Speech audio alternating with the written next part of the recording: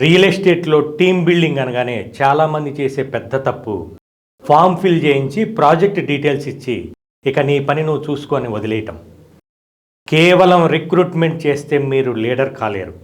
ఒక వ్యక్తి ఎన్నో ఆశలతో రియల్ ఎస్టేట్లో సంపాదించాలని కసితో మీ దగ్గరకు వస్తాడు.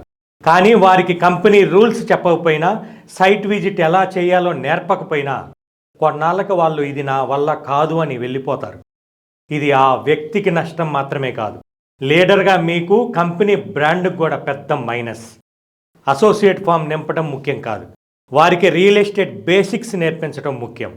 అసలు వెంచర్ అంటే ఏంటి, రిజిస్ట్రేషన్ ప్రాసెస్ ఎలా ఉంటుంది అనేది క్లియర్గా చెప్పాలి. వారిని సైట్కి తీసుకెళ్ళండి, అక్కడ డెవలప్మెంట్స్ని వారికి చూపించండి. కంపెనీ నిబంధనలు, ఎథిక్స్ గురించి ముందే చెప్పండి.